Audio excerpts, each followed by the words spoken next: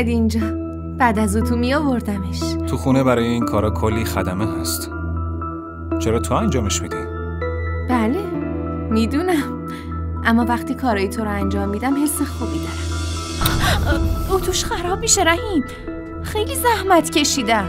آخه چرا وقت و انرژی تو برای کارای من هدر میدی؟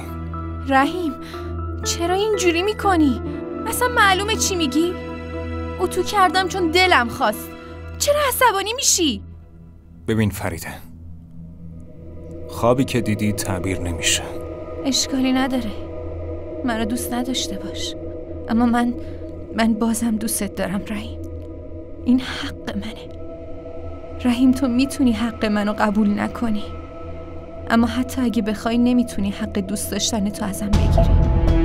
هرگز از قلبم بیرون نمیره، هرگز فراموشت نمیکنم. فریده، فکر دل بستن به منو از سرت بیرون کن، چون هیچی آیدت نمیشه، فقط پشیمون میشی.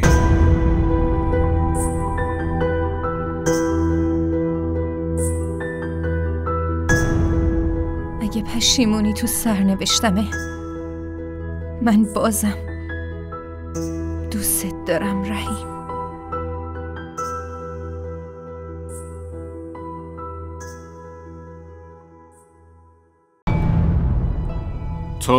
تو چرا اینجایی؟ بیام داخل؟ اول به هم بگو برای چی اومدی اینجا؟ قصد بدی ندارم، میخوام صحبت کنم. رحیم تو دشمن منی، برای چی میخوای با هم صحبت کنی؟ اسکندر، من برای دوستی اومدم، بیا با هم حرف بزنیم.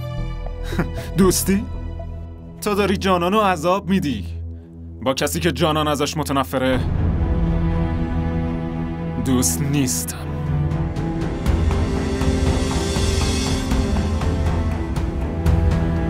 خیلی خوب، بیا تو.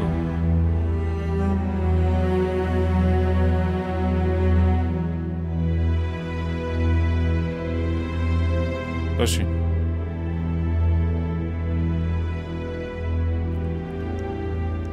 ببین اسکندر، شاید فکر کنی که من دارم بین شما قرار میگیرم و مشکل درست میکنم، اما اینطور نیست. من واقعا جانانو دوست دارم. این مزخرفاتو قبلا هم گفتی. بگو حالا چی میخوای؟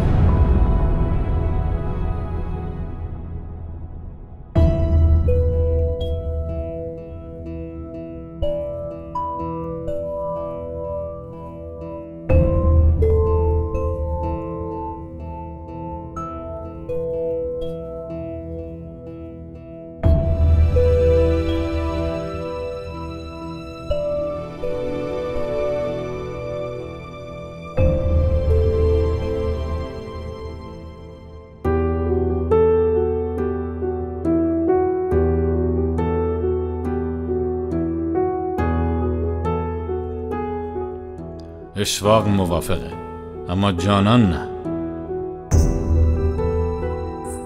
جانان موتور یا ماشین نیست که برم مغازه و برات یه دفعه بخرمش. جانان یه انسانه و میتونه تصمیم بگیره. تو چه نسبتی باهاش داری؟ رابطت باهاش چیه؟ اون تو رو رد کرده، اون نمیخواد با تو ازدواج کنه، اما تو به هر قیمتی میخوای صاحبش بشی.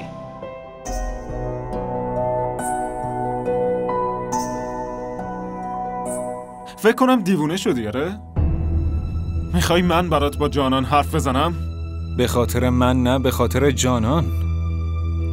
آخه تا کی تو این خونه کوچیک زندگی کنه و بچه بزرگ کنه؟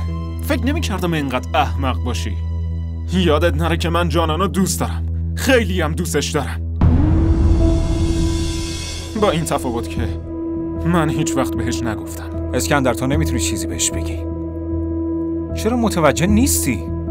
مثلا اگه باهاش ازدواج کنی میخوای کجا زندگی کنی؟ تو همین خونه کوچیک؟ اسکندر لطفاً خوب گوش کن. نگرانی که الان تحمل میکنه با همه اون وسایل و خدمتکارا، با من همه اینا از بین میره.